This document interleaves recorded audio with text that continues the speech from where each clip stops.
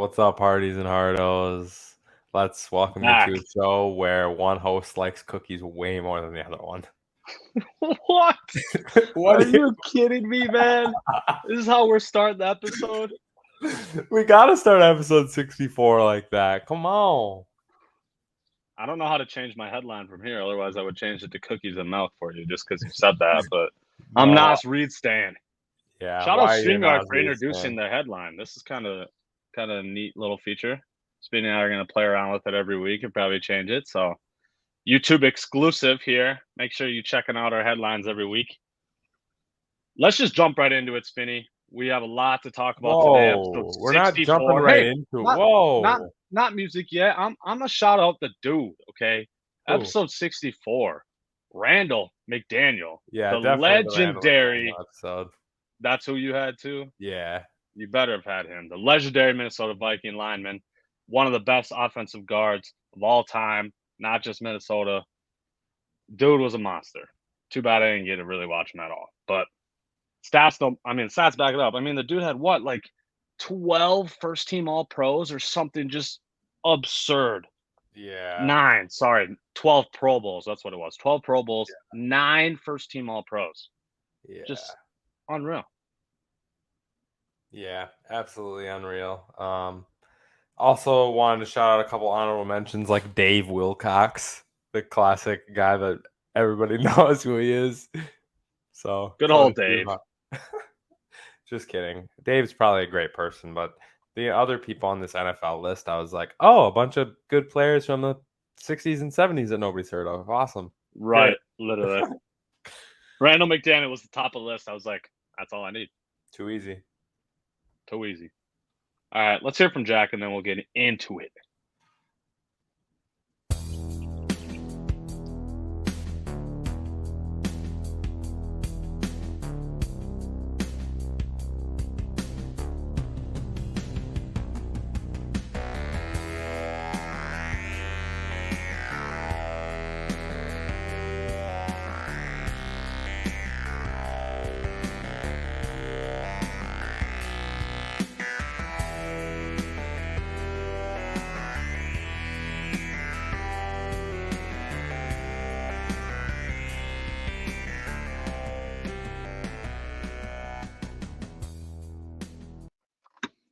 All right, y'all. It's officially that time of year. You know, we're past the NBA draft. We're, essentially done with the NBA free agency. We need filler segments. So we're going to start that off right away with one. Don't call this a filler segment. I mean, we're going to do it anyways, but come on. You know what I mean. This is You an know what I amazing mean. segment. It's an unbelievable segment with It the is. worst segment hype that I've ever heard right there.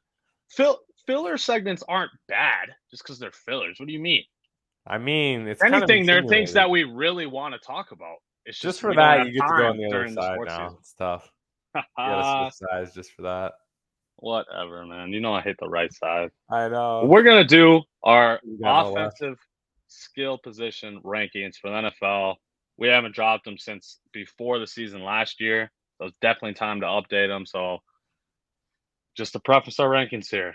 Rankings as of right now, today, entering this season, okay? So we're going to take into account last season mainly, but also track record of the player as well.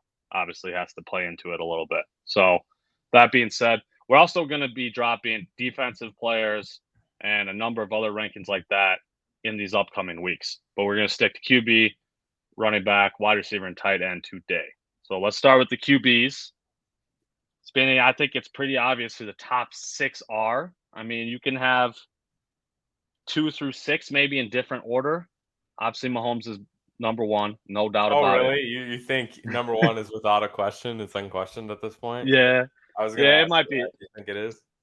It might be unquestioned at this point. But I mean, 41-12 last year. You know, most yards in the league and 41 touchdowns and 12 picks. So, I mean, yeah, it's pretty much a lot. Plus that second ring. Second ring. Yep. Cleaned it up. The other guys, though, at least this is my order here, but you better have these other guys in your top 6. And my order is Burrow's 2, Allen's 3, Herbert's 4, Hurts is 5, Lawrence is 6. Those are the other names that I have in my top 6. You got them all, right? Yes, I do have Okay. all those. So Uh, what was your order of those guys from 2 to 6? so my order is a little different. I went a little more eye test and a little less. Got an unbelievable That's fair. team. So Burrow and Allen are 2, 3. I have Lawrence at 4, Herbert at 5, and Hurts at 6. Okay. That's totally understandable. I'm assuming, like you said, you kind of said it with the player thing.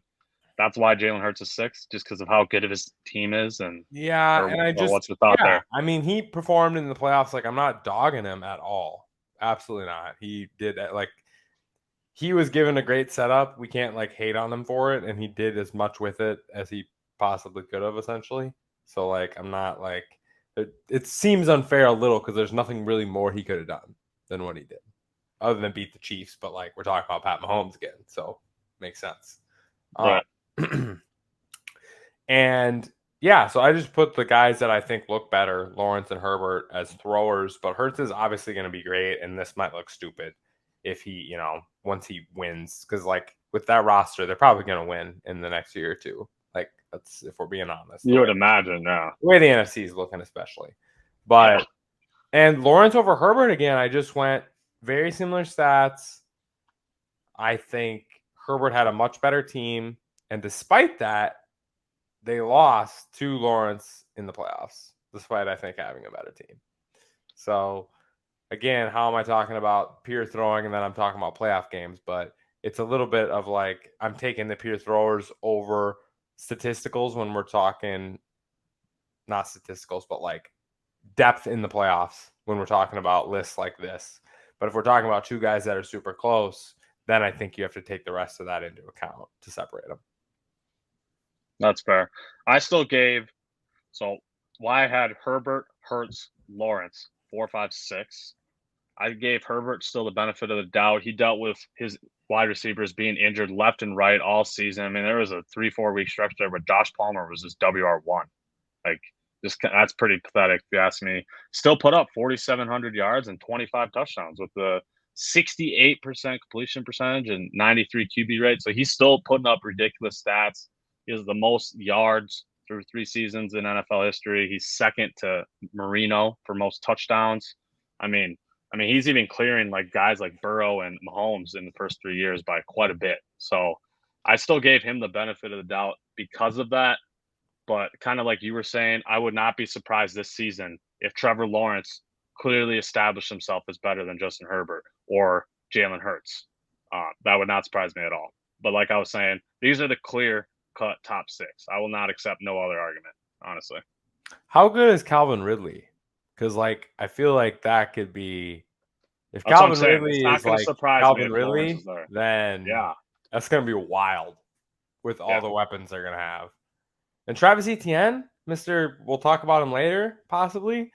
Uh, really good statistical season. I was looking back through some stuff and I was like, wow, this guy did a lot better than I thought he did last year. They drafted a running back too. Yeah, they Man, I did. can't remember off the top of my head, but yeah, they got weapons everywhere. I mean, Christian Kirk's your 2 now instead of your 1. You got Calvin Ridley. If he's able to even somewhat replicate what he used to be, that's going to be a pretty damn scary offense. That's for sure. All right, let's So talk that's about the fun part because 7 through 10. I think 7 and 8 are the next tier, and then I think after that is wild. Okay, you're probably not going to like my order here. Probably not. I might have one difference only. Actually, it might not be that major, but I have Rodgers, Kirk, Lamar, Dak is my Oh, 7, 8, 9, 10. I will just immediately answer the why I have Kirk ahead of Lamar, and that is just simply because Kirk actually plays games. Fun fact: he plays every game of every season. The best ability is availability. Spinny. I can't give Lamar the benefit of the doubt if he's missing 4 or 5 games every single season. And they're at the end of the year too. It's not like it's the beginning of the year. It's when it matters the most. He's getting hurt and missing these games. So, with that being said, I will not be surprised. I will say this right now. Lamar is going to be better than Kirk. but he has to stay on the field. Okay. And then also, if you're talking about this pure thrower stuff, there's no way you can put Lamar ahead of Kirk in that regard. Not even remotely close. Lamar only has one season above 3,000 passing yards. That's pretty sad. 3,000, we're talking, not 4,000, 3,000. One You're season using above my it. own list argument against me, huh? Yeah. So that's why I had Kirk there. Rodgers had a worse season than Kirk last year, but I mean, he's what, 2 years removed from his back-to-back MVP. So I still had to give him the slight nod over Kirk. I just tossed in Dak at the end. I feel like he's done enough. I don't really like Dak's game, but he's basically the black Kirk Cousins, is he not? So I feel like if I had Kirk on the list, I had to have Dak. So I feel like Lamar and Rodgers are 7 and 8. I have Lamar Okay. then Rodgers. I feel like it could go Rodgers Lamar, Do honestly. you have Kirk and Dak as well? Or what's your 9-10 then? 9-10 is wild. I feel like this is what I want to talk about. I feel like Tua could be there. I feel like Kyler could be there. I feel like Dak could be there. I feel like Kirk could be there. I feel like those four have very legitimate arguments. I feel That's like fair. I want to put Russell Wilson there, and this sounds insane, but the Sean Payton upgrade and the way this is going to look and the way I don't know. Russ is looking It might. bigger. Russ is looking Right. bigger, looking like he's going to maybe be doing a little more scrambling again. So I don't know. A little bit of foresight because Russ obviously was trash last year, but I feel like he could be another guy to add in this argument as well. Personally, I feel like Geno's performance last year gives I him mean, an argument for this spot. yeah. And I feel like Derek Carr has an argument for this spot. So, like, I feel like there's 1,000 million billion dudes that could be in this spot. But So personally, who is it then? if I had to pick, that's the hard thing. Like, I just feel like I Man, if guess you I don't have have the if you don't have the guy Kirk Cousins, man, he's got to be one of these spots. Come on, give him the benefit of the doubt. All right, I'll go.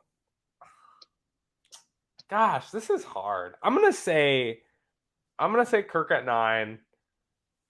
And I'm gonna do a little prediction. I know this is not a prediction, but I'm gonna do a prediction, and That's fine. That's fine. um, I'm gonna say it's Tua.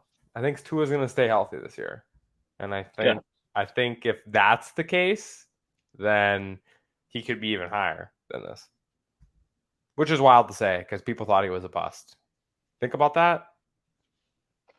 Tua's like change in performance in the NFL has been kind of wild. People really thought he was a bust. Now he's getting some good dudes. He's throwing 4,000 yards. He's looking like he can be ridiculous. So I don't know. It's gonna kind of be wild to see what happens with him. That's fair. I just had to leave Tua off just because of the concussions, man. I mean, he's literally one concussion away from retiring, pretty much.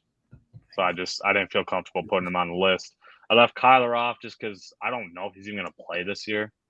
Talent wise, I'm probably still putting him ahead of Kyler, or I mean ahead of Dak. So I probably should have left Dak off like you did. But it's That's my Dak. list. I mean, Dak's a great person to have there as You know well. what you're getting with Dak. You Yeah. know what you're getting. Yep. So I feel the same way about Derek Carr too, especially with New Orleans. I feel like you're gonna just get what you're gonna get. Like you know what you're getting. Again, more Kirk Cousins vibes. y'all see our rankings on the screen now as we will jump to running backs. This is another list where I feel like there's 6 guys at least that are better be in your top 10, but then from there it's maybe 7, and then from there it's a straight toss up. The Yeah, ends of all these lists are so dang hard. I can accept arguments. There's so many different I players. know. There's some biases that come into this too, like guys that I just have roasted me on my fantasy team, so they might drop a spot or two. Just kidding, but Oh, I'm interested in seeing who that is. But yeah. my 1 through 5, let's start with the top. Derrick Henry, Christian McCaffrey, Jonathan Taylor, Nick Chubb, Josh Jacobs is my top 5. Do you have those 5? You have someone different, actually. I do have those 5. I have Different order? I have CMC, Derrick Henry, Jonathan Taylor, Nick Chubb. I don't have those 5. I lied. and my 5 is Saquon. See, I feel like that's more of an eye test because statistically, he was not better than Josh Jacobs. He wasn't even better than Austin. No, he wasn't. Eckler. I have him He below wasn't Austin better. He Eckler as wasn't well. better than Josh Jacobs last year. No. Why CMC? Just because of the versatility out of the backfield? I mean, Derrick Henry did not regress whatsoever last year. No, he didn't. He still had 1,500 yards and 13 touchdowns. I mean, 1,500 yards. Spinny. Agreed. He's King Henry for a reason.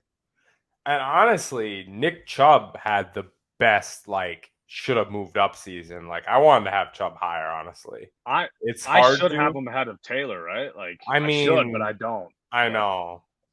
Because he's the definition of consistency. Yeah. He hasn't gone below 1,000 yards once, has he? And he's now getting 1,000 yards, 10 this touchdowns man had over every 5 year. yards a carry. Only running back in this top over 5 yards a carry. Yeah. He was absolutely ridiculous. Yeah, I'm probably disrespecting him at 4, honestly. And that was playing with junk and Deshaun Watson, who looked like junk. So it's just okay. Well, so we're in agreement at least. We are pretty much in agreement. 6 through 10. I don't even have Jacobs. I knocked Josh Jacobs so much because I think last season was just an aberration, honestly. I think it's going to be a 1-year thing. I really do. I don't know, man. Really? An aberration? Because, I don't even have him at 6. Who do you got at 6? I have Austin Eckler at 6. Okay. And then who? And then I have Josh Jacobs. Okay. That's fine to me. I can accept that argument. Yes, that's totally fine to me. I have Eckler 6, Saquon 7. So we have the same top 7. We do. So like I was saying, it's the 6, 7 guys that you should definitely have in your top 10. Let's just jump to 8 through 10 then. This is hard. It's very hard. Honestly, I'm going to admit my stupidity here. I forgot Jonathan Taylor on my list. So now I have 11 guys on this list. So we'll see. We'll see how that goes. Sorry, Hardies and Hardles, for my failures. Well, it's like your 11th guy is your honorable mention. Yep, exactly. I have Cook at 8. Yeah, I honestly put Bijan at 8. Bijan Robinson. He could. I mean, honestly, I know that's wild, but I have that much confidence. Legitimately. He's my honorable mention. Yeah. I know he's going to be a top 10 running back after this year. So I had to have him at least as the honorable mention. I didn't put him on there just only because he hadn't played yet. 9, I have Breece Hall. Okay, he was kind of in that honorable mention range to me just because I have questions on how he's going to bounce back from that injury. Yeah. He was well on his way to being a top 10 running back in the 6 games he played. I had to do this too, but 10 was Ken Walker. To me. Yeah. I had young boys. I'm giving it to the young boys. Dalvin Cook was my 10th guy, who's now 11th or honorable mention. I might slide Cook in there over Ken Walker or Breece. I don't know, but okay. So like I said, I had Cook at 8. My 9 is Tony Pollard. Yep. Believe it or not, I loved his explosiveness throughout his career, and it really showed last year when he transitioned to a lead back role. I'm really excited to see what he can do this year, with even more touches. And the reason why I left Kenneth off, I thought about Kenneth. He is last year, a lot of his games were pretty boom or bust. He either had 100 to 150 yards or he had 30 yards type deal. There was not really a lot of consistency.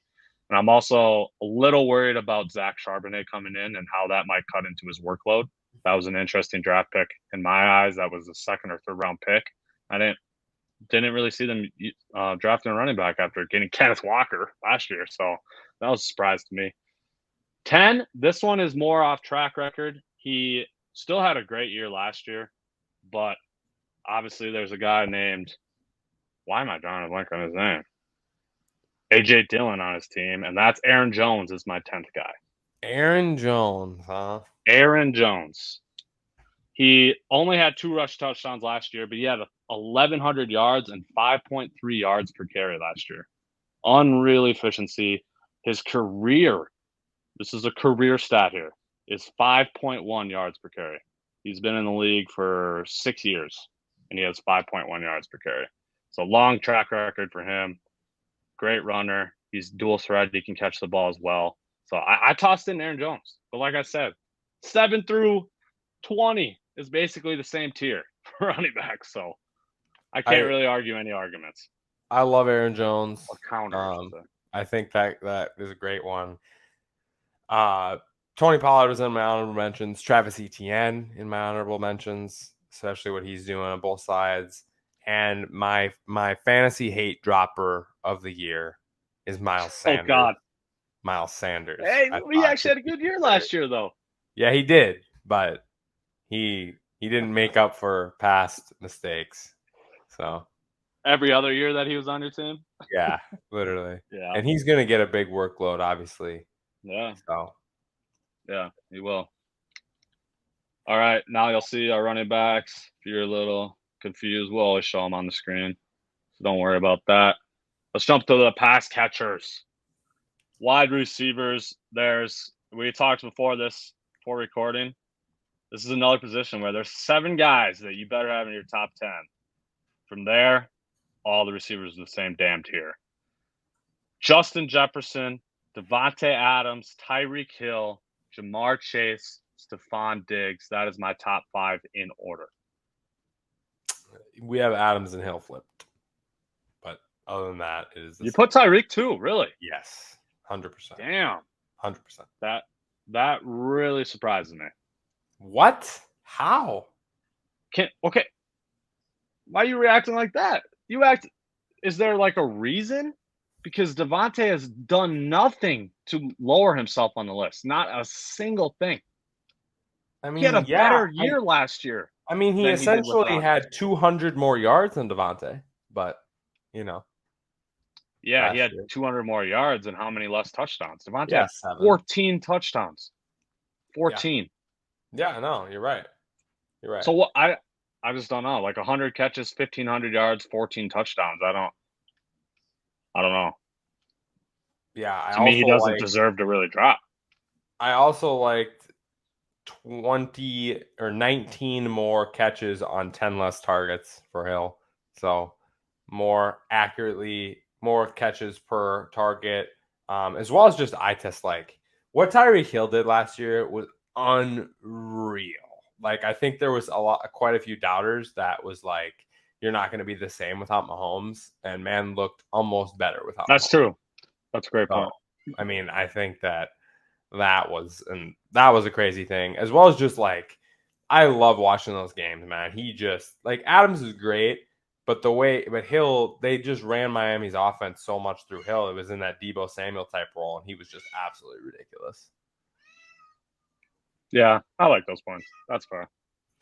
All right, top 5. That's pretty much. I'm doing a little cat sitting this week, Hardee's and Hardos, so I can hear it. Cat out of the room here, quick. 6 and 7, Hardee's and Hardos for me. It's Cooper Kupp, AJ Brown. I couldn't drop Cooper Kupp any lower than that. I kind of even feel bad having him 6, but obviously those 5 guys ahead of him are ridiculously elite. Cooper Kupp was on an absurd pace again last year before he got hurt, so he 100% needs to be in the top 7. AJ Brown, I mean, that speaks for itself. This is a physical specimen out there. He's just a freak. Yes, they have an insanely elite team, but it's just eye test. I mean, AJ Brown has been doing this since he came into the league.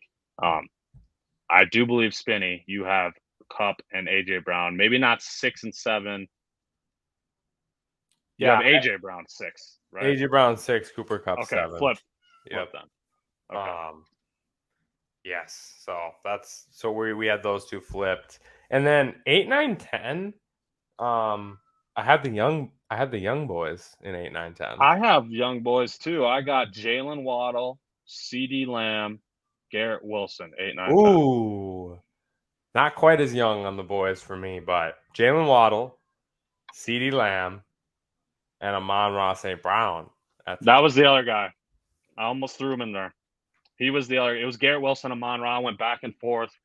I gave Garrett Wilson the slight edge just because I personally like him more. But I feel like the It's end of this list ridiculous. was pretty. This was the easiest end of the list. I feel like the receivers for me, which is Really? crazy. Yeah, because I mean, there's a big drop off. There is like you got your Evans, your Scary Terry, your Devontae Smith, your guys like that. But I just felt like this list. DK Metcalf, T. Higgins, DeAndre Hopkins, we didn't talk about. Debo Samuel, we didn't talk about. Oh, There's a lot Debo. of names.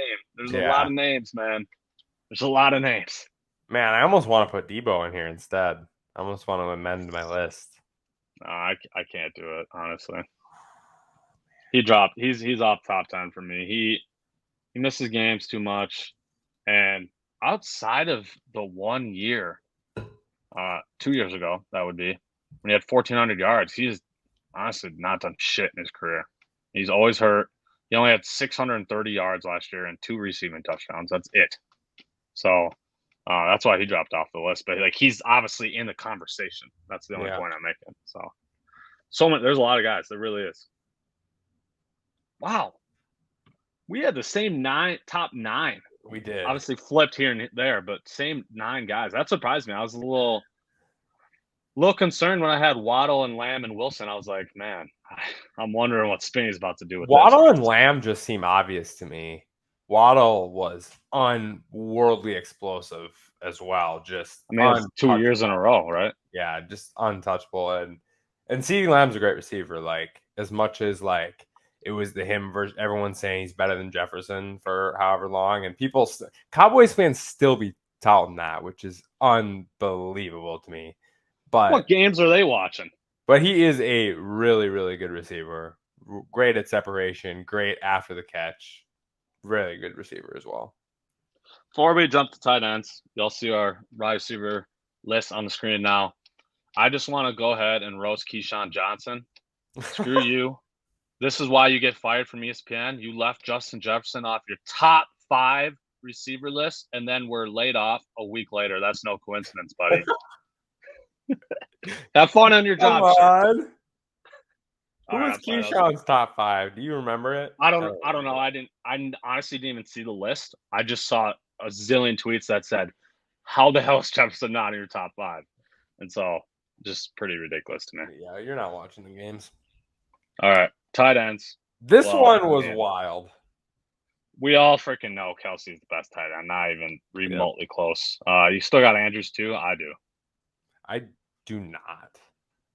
Kittle. Hawkinson. Kittle. Okay. Kittle and then Andrews. So I went. Man, I dropped Kittle all the way to 4. I put Hawk ahead of him too. I might be a little more biased with that one. Still getting the benefit of Delta Andrews. He had 1,000 yards last year without Lamar for 4 or 5 games. I mean, those are the top 4, right? I don't think you can really you can switch up 2 through 4. You have to have those 4 guys.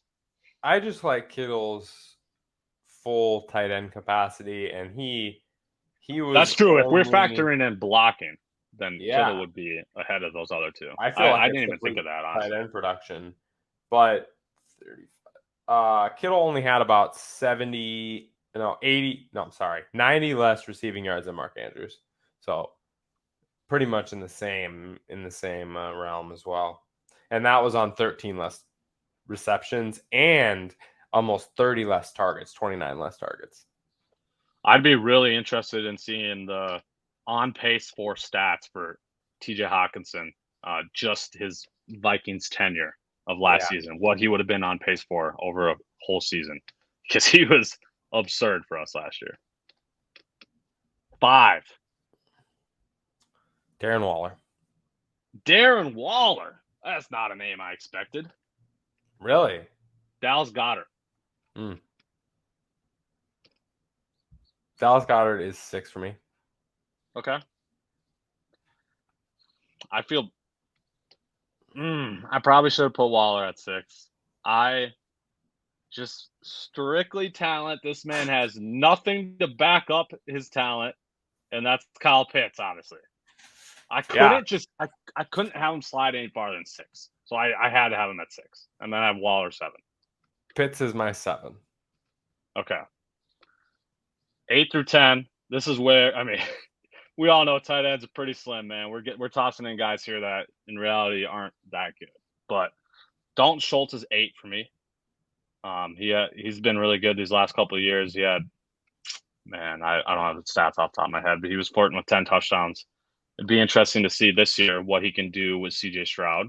We'll see if CJ likes targeting him as much as Dak did. Pat Freiermuth 9, Evan Ingram 10. That rounds out my top 10. I left Dalton Schultz out. I have Tyler Higbee at 8. I didn't even consider him. He's pretty good. I like him. Evan Ingram at 9 and Pat Freiermuth at 10. Okay. Dalton Schultz, I will mention, was one of the guys that I was considering, as well as David Njoku, who kind of had a comeback season last year. Yeah, he did. He did. It'll be interesting to see if he's able to continue that going forward this year. My honorable mention is literally any of the rookies. Kincaid, Michael Mayer, Sam Laporta. They're all going to be heavily involved this year. It's going to be interesting to see what they can do as a rookie. I know the learning curve for tight ends is among the steepest, if not the steepest, in the NFL. So it might take them 2, 3, 4 years to truly come into their true form. But they're an honorable mention just because of the teams they're on, and their talent is undeniable. Also, so y'all see our tight end list. Continue your thoughts, though, Spinny. Let's see it up. Also, my guy Darren Waller is going to be catching from my almost flirting with the top 10 boy Daniel Jones. Get out of here!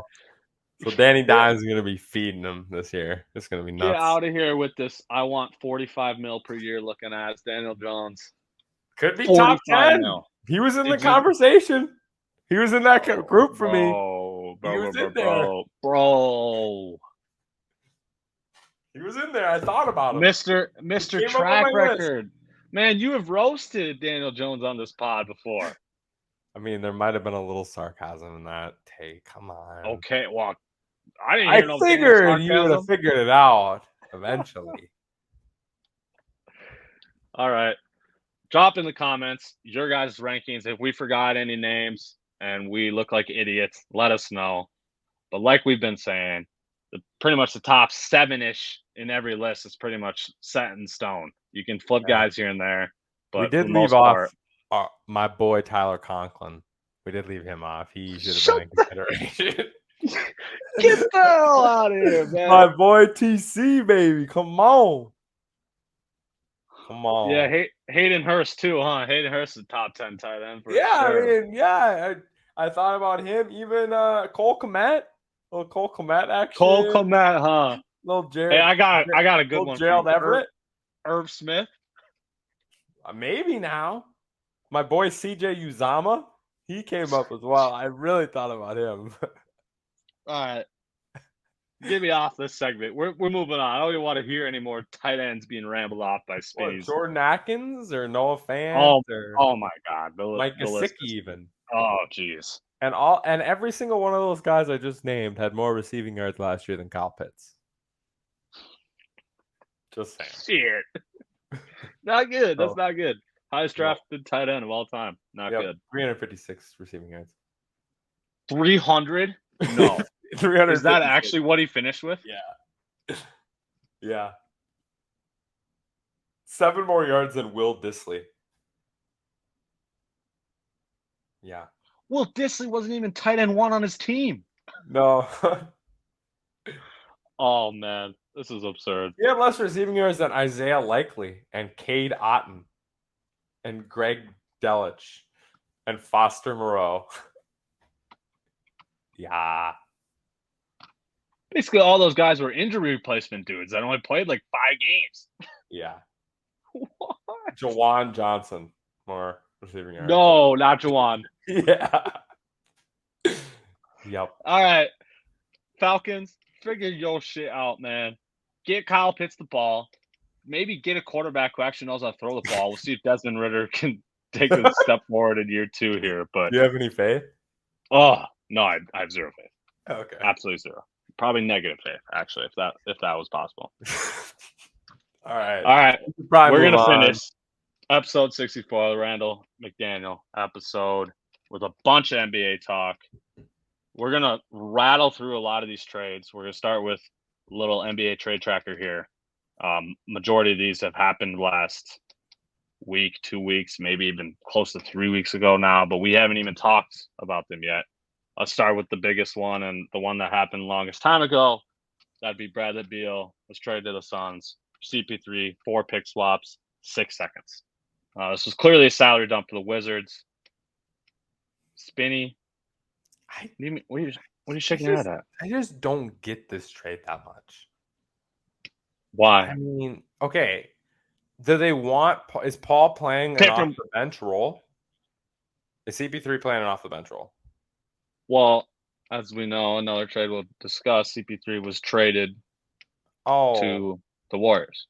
Sorry, I thought you included that as part of this. No, sorry, I was just saying the trade details as they were when it happened.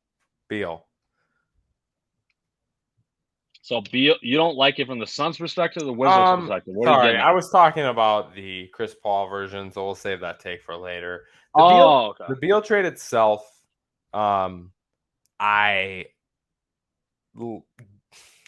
is okay.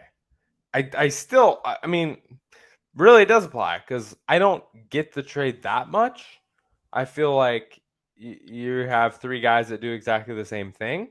Literally. Now, given the Eric Gordon signing, given still having DeAndre Ayton, giving some of the other bench guys they've picked up, they kind of put together a decent roster potentially. So if people can stay healthy, they might be looking real good. Because those 5, that's like your death lineup. That's wild. Beal, Booker, Gordon, Durant, and Ayton. So, but how do you feel about in total? This means they got rid of CP3, Mikal Bridges, Cam Johnson, 4 first-round pick swaps, 4 unprotected first-round picks, and 6 second-round picks for Kevin Durant and Bradley Beal. Yeah, I mean, that's a lot. That's a lot. But that's 2 guys. But we're talking a top 20 all-timer. We're talking about Kevin Durant. And we're talking about a guy who scored basically 30 a game in the league and a multiple-time All-Star. So, that's what you got to give up, I guess. See if it works. Yeah. We've seen a lot of examples one way and a lot of examples the other where it's worked and hasn't worked in recent history with trading for NBA stars. So I think it could go either way, but they have a ton of talent. So we'll see. We'll see if Mr. Luckiest Championship in the last 5 years, Frank Vogel, can pull it off. I guess we will see. That's for sure. And not to mention, though, they flipped. Obviously, we'll jump to this trade now. They flipped CP3 for Poole, so they essentially get Poole from trading Bradley Beal as well. So I really liked what the Wizards did with the situation they were in, considering Bradley Beal had a no trade clause. For them to be able to get this much in return, great job by their ownership. Honestly, that's pretty surprising to say when we're talking about the Washington Wizards of all franchises. So what was trade totals? Totals, I guess we say Poole. We'll say Poole. Yep. Oh, from everything too? From this okay. They got we'll talk about the Porzingis trade right now then too. Yep. It's all intermixed pretty much. So they got Tyus Jones, Jordan Poole, and then all those picks. 4 pick swaps, 6 seconds, 4 unprotected first. And then they did get a protected first with Jordan Poole. I don't know what year it is, but they got a protected future first as well as Jordan Poole. So that's quite a bit for Beal and Porzingis. Literally. So I think Jordan Poole could potentially be good as well in a new place, because I think pre-Draymond he would have bought in more and it would have been way different. I just think post-Draymond punch you just couldn't get him to buy in the same way he did before. Maybe that's not true, and I wasn't in the locker room, but that's the vibe I got. Yeah, I get that argument. I still question if he's able to score efficiently. He couldn't score efficiently when he was surrounded by Steph and Clay. in the Warriors offense. Is he going to be able to score efficiently when he's the number one option on a team and being guarded by the best player every single night? Like, I don't know. I just have real concerns about that. I guess 1A, 1B with him and Kuzma. They're both just going to be hawking up shots left and right. But that was a surprising resigning. Either way, if you're the Wizards and you want to lose, why not take a shot on the young Jordan Poole? Agreed. Why not? You get off Beal's one of the worst contracts. Yeah. Possible. You get Tyus Jones. You give him a chance to finally run a team. He was looking amazing last year, and Jaws. The team. You give him a chance to be what, a backup? You give him a chance to be Jordan Poole's backup, or what? What do you mean? He's a point guard. He's the starting point guard. You're gonna play him and Poole together? I feel like why wouldn't you? Jordan Poole's a shooting guard. I mean, he's not a point guard. Kinda. What do you mean? He has no playmaking ability whatsoever. We're talking about Jordan Poole here. Let's not get too lovey-dovey about Jordan Poole. What? Spinny. He has no playmaking ability whatsoever. Who are you gonna guard with Tyus and Jordan Poole? Huh? Big guards are gonna feast. They don't want to guard anybody. Oh, they want to lose. Oh, they want to lose. Okay. Which, again, like we said on this podcast, why didn't they do this last year then? Why didn't they try for Victor? Yeah. This class was loaded. They could have got a top 3 pick in this class. And you probably could have got more for Beal back then. Literally. Than now. Yeah. So, wild. All right. You need a comment, though, on the Marcus Smart aspect of this deal. Oh, yeah. How does that make you feel, losing Marcus Smart? Also, I want to hear your thoughts. Do you think he's worth 2 firsts and Tyus Jones? Because that's what he went for. Yeah, I mean, I think they got good value for Marcus Smart, honestly. I think. You mean Porzingis and 2 firsts? Oh, I meant from the Grizzlies side of things. Oh. The Grizzlies gave up 2 firsts and Tyus Jones to get Marcus Smart. So from that side of things, that's what I meant. I think Marcus Smart might be one of the people that could actually do a good job at keeping Ja out of trouble. I think there's potential that he has the same swagger as the guys in the Grizzlies, but he knows how to control it now. I think he's played in a ton of big, meaningful playoff games. Some well. That he has. Some really poorly at the beginning of his career. And then he kind of figured out how to play in the playoffs and how to not jack up Marcus Smart threes, as we got accustomed to calling them. So I think it could be good for the Grizzlies. They gave up a lot. I think Boston getting a first and Porzingis is, or not. Or what did they get? Sorry. Am I messing up the trade? Am I wrong? They basically just got Porzingis. Yeah. Yep. So I think getting I like that for Marcus the Celtics. Smart is good for the Celtics. Yes. Yeah.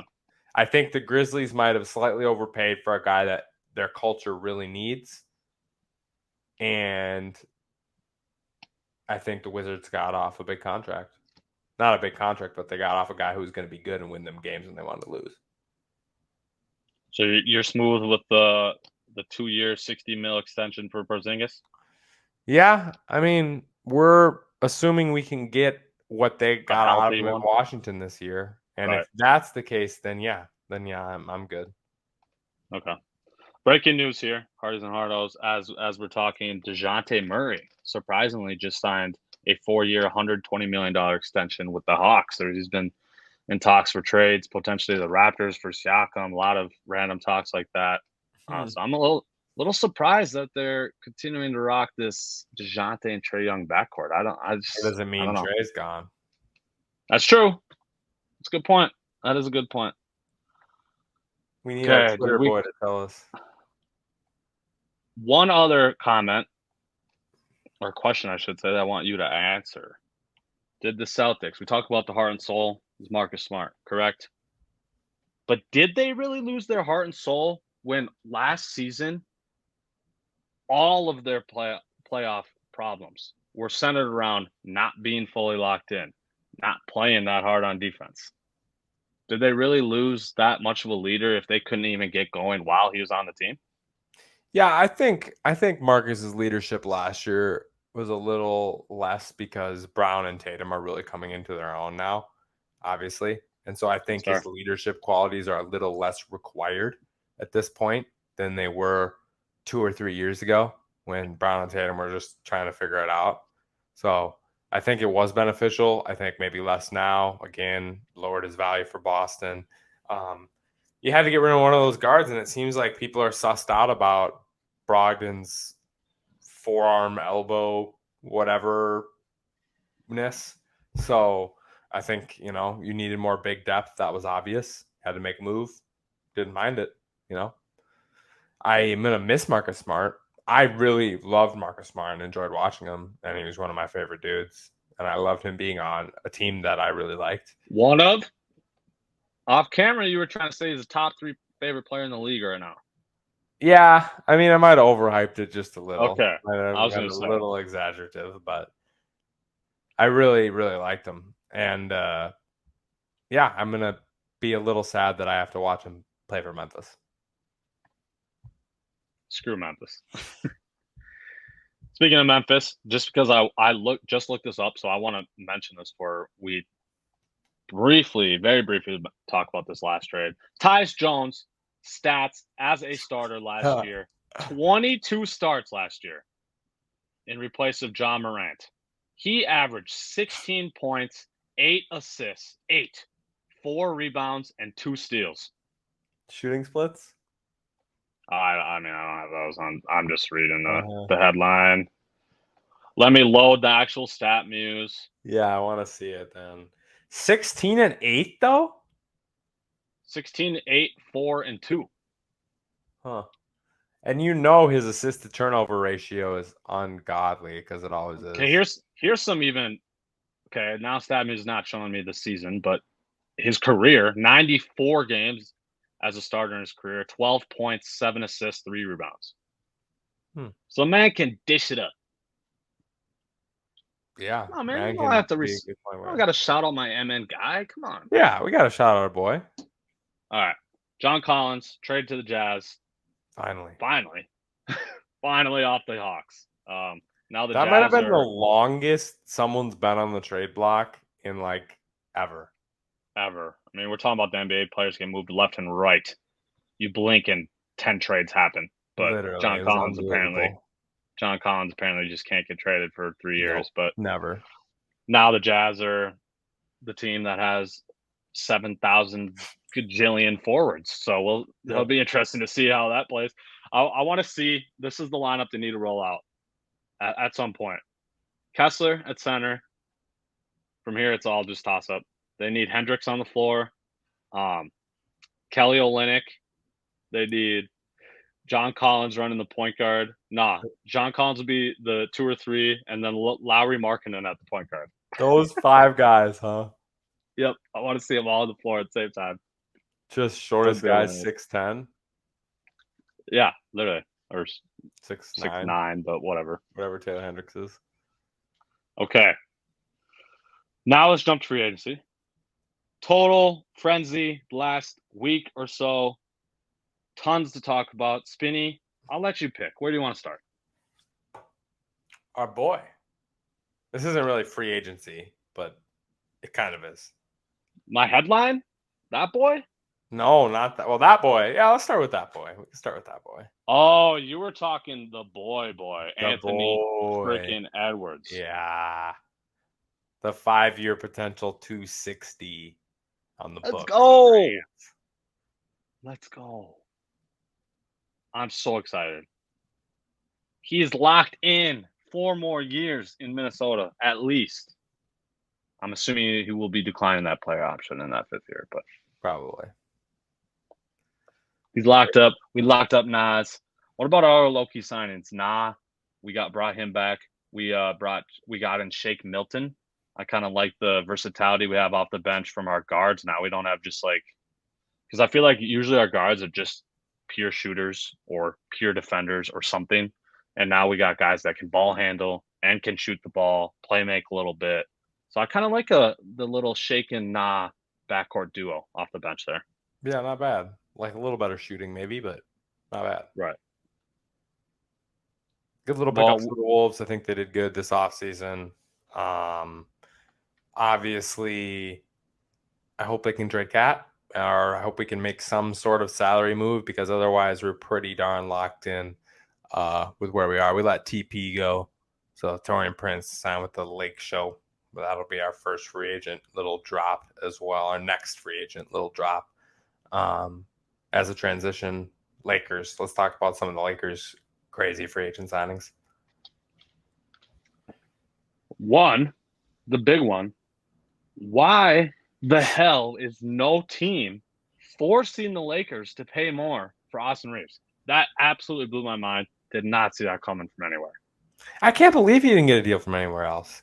Like, we're talking like at least four. He got 456 was the most Lakers could offer. Yes, 4 for No 6. one was going to offer him 4 for 60.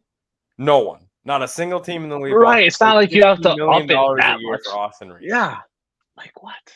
That's like, crazy to me. Unreal. Like, I mean, we saw Jordan Poole get paid $30 million per year. Like, obviously, I'm not saying like at this point of his career, he showed us as much as Jordan Poole did at that time. But still, it's like not even like 70, 80 mil. Like, there's so many teams out there with cap space that could use another dynamic guard like that. It just blew my mind. And especially if you're trying to like contend and be in the playoffs and whatnot. If you had any sort of cap space, especially Western Conference teams I'm referring to, why wouldn't you? You're just going to let even a shorter deal, even like a 3 for 60 right situation. Exactly. Why wouldn't you force them to match and make your competition lose more money? That just blew my mind. They had an unreal. They were definitely one of my winners I had written down of the free agency. They brought back Rui and D'Lo to bring back all three of those players. Yeah, I could not believe they got all three of those dudes. Yeah. Crazy. Unreal. And then you also get TP and Gabe Vincent. Yeah. Like what? What kind of free agency is this? If they're healthy, like, they're gonna be good. They got some depth, got some players. They got a shooter. They got Vincent and TP who can both shoot the ball. Like, I just the top 3 in the West. On paper, at least. For sure. As long as LeBron is, what he has been the last 2 years. Facts. Sorry to and AD doesn't get hurt, which is probably going to happen, but at some point. I can lose at the casino betting on it. Sorry, Hardos. I want to backtrack a little bit back to the first thing we brought up, an Ant extension, just because I want to hear your thoughts, Spinny, about LaMelo, Tyrese Halliburton, and Desmond Bane, all from the same draft class, all 4 of those players. What'd you think about LaMelo and Hallie getting the 5 for 260 as well, and then Bane getting the 5 for 207? Is Bane worth 40 mil? Are those guys worth 50 plus mil? What do you think? We got the favorite one on our squad, I think. By far. If I had to pick any of those 4 guys, it's the guy that I want. Mike, I don't hate any of those deals. I want to know from you, who's the second best player on that list? Well, Desmond Bane's last. I agree. He's 4th, no doubt about it. I'm going to just, until he can stay healthy, I'm going to have Halliburton at 2. I think talent from all around perspective, I would give it the slight edge to LaMelo, but just these injury concerns and that insane jump we saw Hallie take last year, all the way to 10 assists per game, I got to give Hallie the nod right now. Yeah, and that's the thing. Like, especially if I want to win games, I think Halliburton's the guy on my team that I want. Right. I'm trying to win games because, like, running an offense, assist to turnover ratio, the way he sees the floor is absolutely ridiculous. Unreal. How did like, I was listening, shout out Bill Simmons podcast, Russillo. You should listen to their episodes, Harders and Hardos. But they were talking about how he fell in the draft, and it made no sense because it was during COVID. You had all this extra time to watch this film on these players, and he still fell so far in the draft. Like, it's amazing to me that scouts just were so wrong on him. Yeah, I would have to go back and look. I can't remember what the weaknesses we thought were going to be with him, but yeah, I've always thought, even from college, he was going to be an absolute amazing facilitator in the league. He just can see the floor on a crazy level. Yeah, he was the 12th pick So late lottery. He almost slid out of the lottery, which is just unreal to think about. Like there was teams ahead of him, like the Suns at 10. Why wouldn't you draft the Chris Paul replacement? Who did Like they take instead? I don't think you want to hear the name. Oh, I don't? Is that bad? Is Yeah, he in the league? He's still in the league, I believe. I don't think he really got any run last year. He plays for the Pacers. At least last year he did. Jalen Smith, big man Jalen Smith, Oh. is who they took at pick 10. What year was Denny that? 2020. Denny Avdia went 9. Obi Toppin went 8. Killian Hayes went 7. Killian Hayes. Oneka Okonwu went 6. Isaac Okoro went 5. I mean, like, these guys are not good. None of those guys are good. Pat Williams went 4. I mean, he started to show himself a little bit last year, but 3 and D and then is biggest. Like Roko's his highest right, potential, I feel like, with Pat Williams. right. So, all right, back to the free agency. Give me another team that you thought really killed it. This is a tough one. Honestly, I thought Lakers was my number one killing it team as far as free agency is concerned.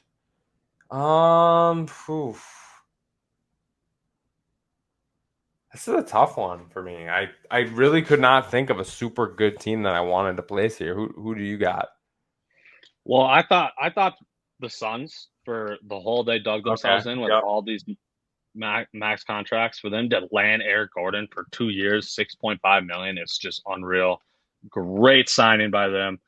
They got all these other dudes who, name wise, are a bunch of randoms and kind of irrelevant, but statistically speaking, can put up some decent numbers for their role. I'm saying obviously, like Keita Bates Diop, former Wolf, obviously he shot above 40% from 3 last year for the Spurs.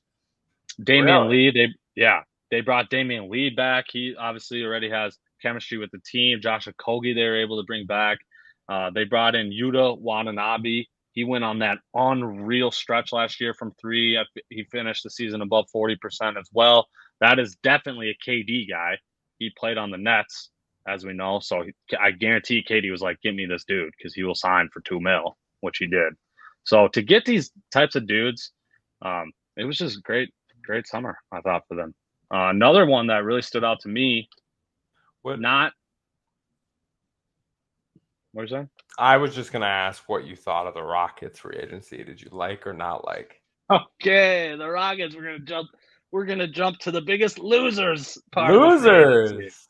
No, I don't want to say losers because they got some quality guys, but they're losers to me in the fact that they brutally overpaid for these guys. But I mean, what are you going to do when you're the Rockets, who are terrible and have all this cap room? You're going to overpay. So it makes sense. But you can't convince me. There's not a single world that you can convince me that Fred VanVleet, a career 40% shooter from the field, not just 3-pointer. We're talking overall field goal percentage, 40 flat. And Dylan Brooks combined worth $60 million per year. You can never convince me that that's worth it. Fair. Is that what you wanted to hear? Yeah, I mean that's sure pretty much how I feel as well. Okay. Yeah. Honestly, did you like the Bruce Brown signing?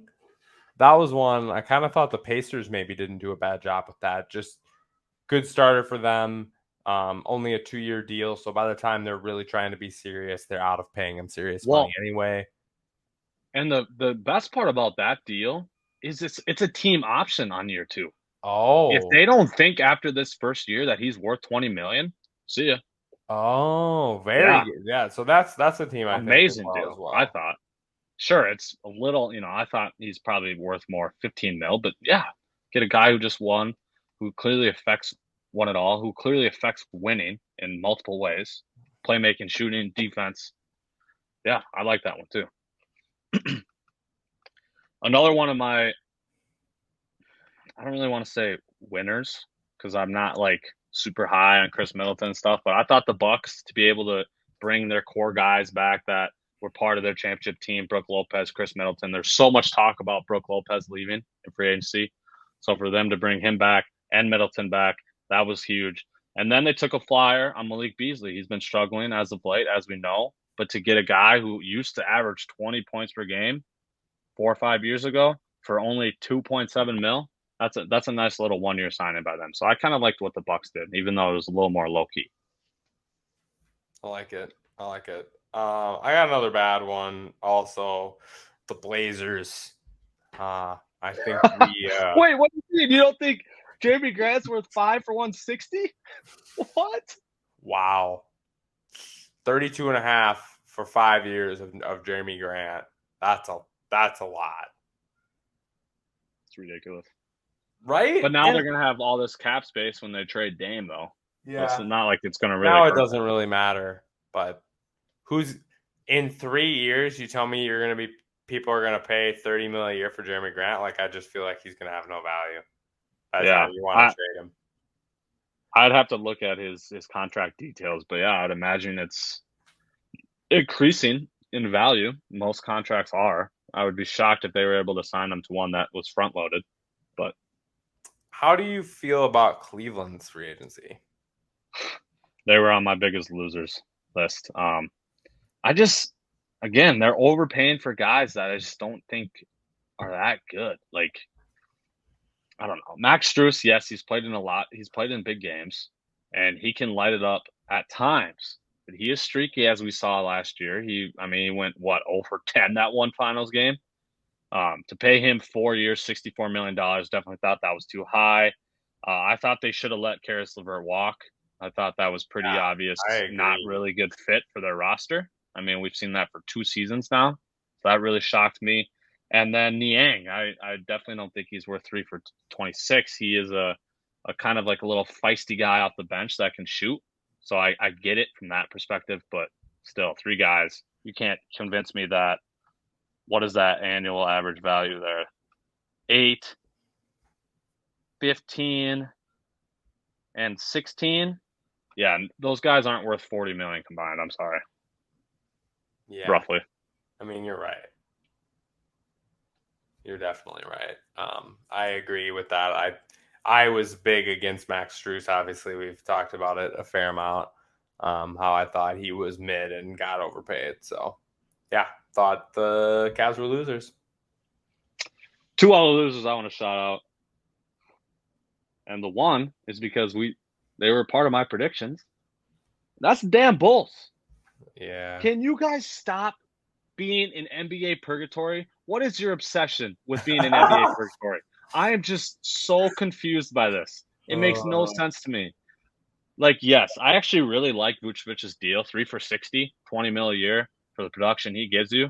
That's great. Great signing by them. But it's clear that the trio of LaVine, DeRozan, and Vucevic is not good enough to get you shit. No, it's not. You didn't even make the playoffs last year. You made the play-in, then you lose. Like, you're literally stuck in purgatory. And then you come in and you re-sign Kobe White, who had a decent year last year. Whatever. You re-sign Kobe White.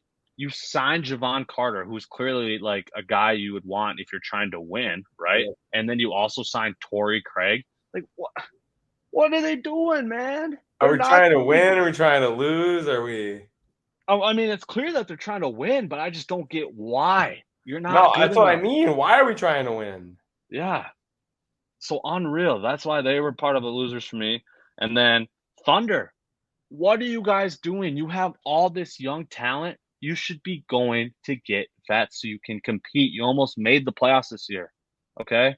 Yeah. Like, it's not like it's the Bulls where you have all these vets who aren't working out and winning you games. You have these young guys who are winning you games and almost getting in the playoffs. It's totally different. They should have been going out there and being really aggressive and trying to sign guys, or at least made a trade. They haven't done a single freaking trade yet. You want to know the one dude they have signed?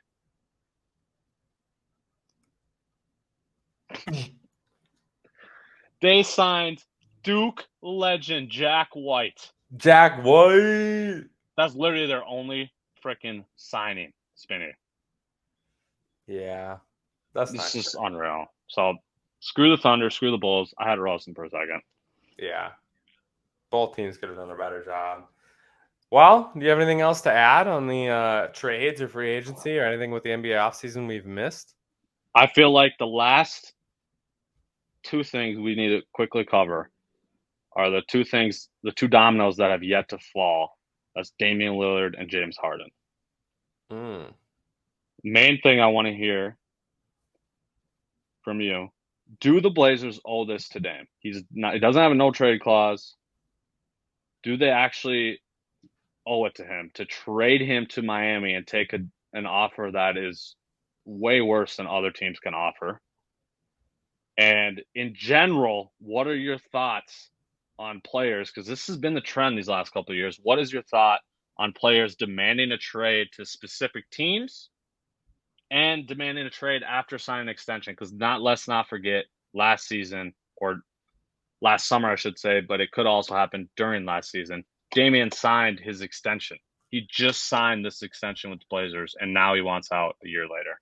What do you think about all this? I mean, I think it's something the NBA is definitely not liking. Like, I don't like it. I don't like. I don't mind them signing a contract and then asking for a trade and being traded anywhere. But to sign a contract and then ask for a trade somewhere specific and say I won't play for any other teams if you trade me there, that's where it's like, all right, something needs to be different. Like, I don't know what steps need to be taken, but it's not okay, man. It's just not. I side with the players on basically every single thing when it comes to the NBA. But this I will not. This I will not. You can't commit to an organization for 5 more years to then just turn around and be like, no, I want to go to this team and only this team. And if you try to trade me to any other team, I'm going to talk them out of it and say I'm not going to play for you at all. Like they're like, did you see the report that came out today? Yeah. Woj's tweet that Dame's agent has apparently been calling other teams and warning them about trading for Dame. Like, Also, just came that's up inexcusable, man. during recording here. Lillard and his agent want Blazers GM to have meaningful negotiation with Miami. Dame wants a meeting with the Heat. It's like, well, like, that's we what I'm know saying. what the Heat can give. Like, what? Do they really owe this to Dame? That's what I'm getting at. Like, just because I don't think they do. From yes, he gave your franchise his all, so maybe from that perspective. But on the flip side of things, if he truly actually did care about this franchise, like he said, why on earth would he want to set them back 10, 15 years by making them take a brutal deal? Yeah. No, you're right. So it just, and I love Dame. I absolutely love Dame, but this stuff is getting out of hand. It's really pissing me off. James Harden, though, this is what he does. Just demands a trade every freaking year. But he doesn't have a contract, does he? Or did he sign? He signed. No, he opted in okay. So he could get traded. Yes. Okay. What? Tell me what you really think about James Harden. It's just ridiculous. Like, can we just? This man needs to be blackballed from the NBA. We had other people get blackballed from the NBA. Have this man be blackballed. He's going to get on your team, and then a season later, request a trade. That is what's going to happen. Yeah. Why would anybody in their rightful minds want James Harden on their team? You're right. I'm not against you. I'm really not. So you couldn't even tell me one team. But the Clippers, I want him on the Clippers. No. Really? I think Harden, Kawhi, and PG really fit actually because you got two defenders. We're gonna try Westbrook and Harden again on the same team. Yeah, we are. I think Westbrook's different. Westbrook's finally humbled. Maybe we finally humbled Russ, and he's coming off the bench as a sixth man in a different role, and Harden's your starting point guard. I don't mind James Harden as my starting point guard. Okay, here's the thing. I don't either until he becomes selfish James Harden. When he was actually playing in the offense and facilitating first and actually being a point guard for the Sixers, he was amazing last year. Yeah. Totally amazing. There was arguments to be made for All-NBA, All-Star games, etc. There was even a stretch in the season you could have made the argument they were the best team in the league. Like, they had their best record during a certain stretch. 10 assists per game. But then eventually, as always happens, he turns into selfish James Harden. and goes away from that for some reason, as we saw in the playoffs. I don't know, man. I'm off James Harden train. This is another guy that I like. I actually did like James Harden a lot in the past. I defended him for everything in the Rockets. These last couple of years have just been unreal, and now I don't like him. Also, he did single-handedly win them 2 games against Boston in the playoffs last He did. year. So He did. we have seen some recent playoff production that was not bad either. Ups and downs. But on the Clippers, if he can give you 2 games, if he can stay healthy, if you can keep your team productive, James Harden can run an offense and be effective. Like we know this in the regular season especially. So I love the fit with them if that can happen. You're okay with paying however many combined million to James Harden and then 2 guys that can't play a game? Yeah, especially on where Harden's at right now, I'm just paying him for 1 year. I feel like he wants an extension with Contract? whatever team he's traded to, though. Okay. Then that's different. Then no, Then probably not.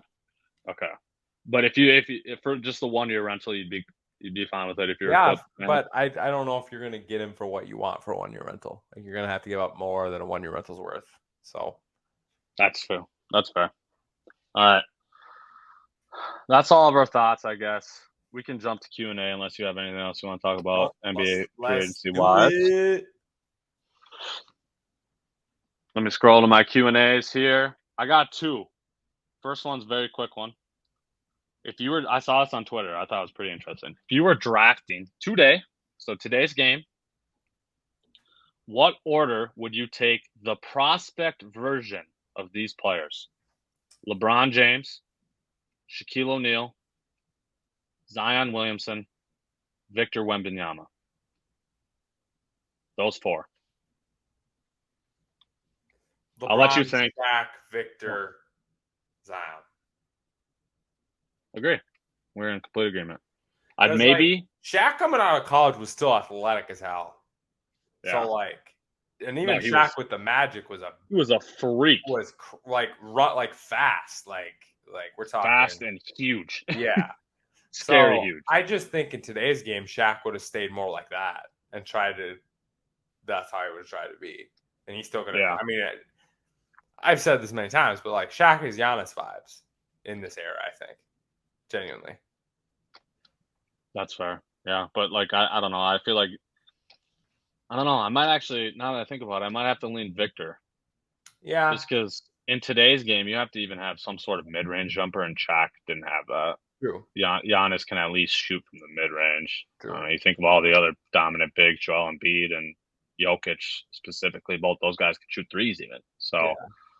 I don't know. It's so close. I mean, if we're talking even 5 to 10 years ago, I'm for sure taking Shaq over Wemby just because of how huge he is. Yeah, and Wemby's still got the injury concerns that I don't have as much with Shaq. Right. And Zion's just last because he's, as a prospect, just actually simply not better than any of them. Yep. Okay, last one here. Spinny, as we all know, tons and tons of layoffs at ESPN in this past week. What do you think about all that? Kind of specifically, what do you think about Jeff Van Gundy and Jalen Rose? I feel like those are 2 of the biggest names that were let go. If you want to comment on any other names that were let go, go ahead. But what are your thoughts on all these layoffs? Yeah, those are some big ones. Jeff Van Gundy, it looks like there's rumors he's going to get back into coaching. So that'll be cool to see. Who is the other one you said? Jalen Rose. Oh, Jalen Rose. That one's sad. I think he's really good. Somehow Kendrick Perkins made it. Must not be getting paid enough. Not getting paid enough, yep. Yeah, so he had to stay. Susie Colbert, that's a rough one. I feel like she's been Monday Night Football. The whole NFL, basically. Yeah, she's just run that whole thing. There's also one other person I wanted to mention. But Max Kellerman. My boy Max Kellerman.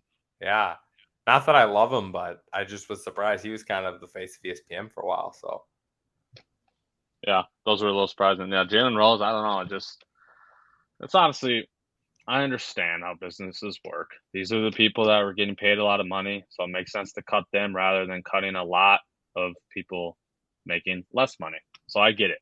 But Jalen Rose, like, he was truly a pioneer for former athletes to go into this type of work. He was one of the first, if not the first, to do so, and to be this successful in this stage for this long. I think he was 12 or so years at ESPN.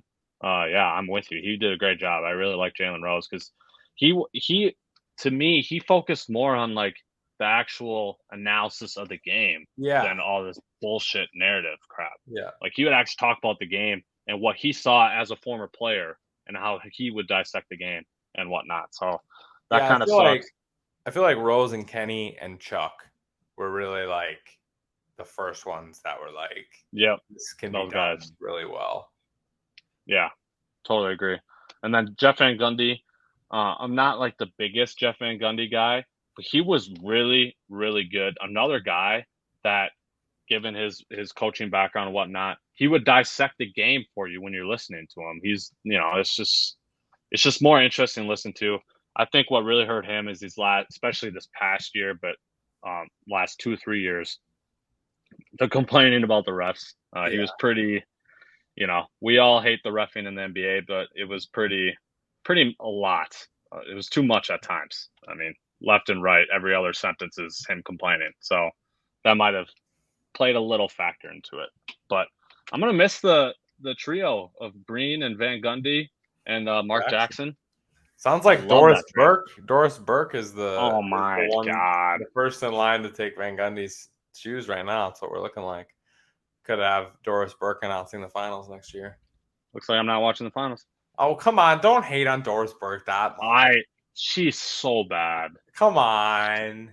She is so ridiculously. I thought you would actually agree with this because she is so unreal biased. It's unreal. Like, oh, you didn't notice that in the Sixers Celtics series? She's just sucking off the Sixers left and right and just hating on the Celtics. Yeah, we want it. Let's go. Bring it on. We love you got to be unbiased in her spot, though. Yeah. Part of me likes it. I'd just listen to the Philly telecast of the freaking game then if I wanted to just hear someone suck off the Sixers. Like, come on. I don't think she does it that much. I more than not like her, but she's definitely not as good as Van Gundy. That's fine. I can agree with that. All right, y'all. That was the legendary Randall McDaniel episode. We'll be dropping another episode probably earlier in the week. I don't know. This guy over here's got a pretty big week ahead of him next week. So we'll see when we're able to get that up. I don't know what you're talking about. He doesn't know. Just kidding. Yeah, we'll get it to you soon, Hardies and Hardos. Like, comment, subscribe. Thank you for listening. Hug your friends and family, and have a wonderful night.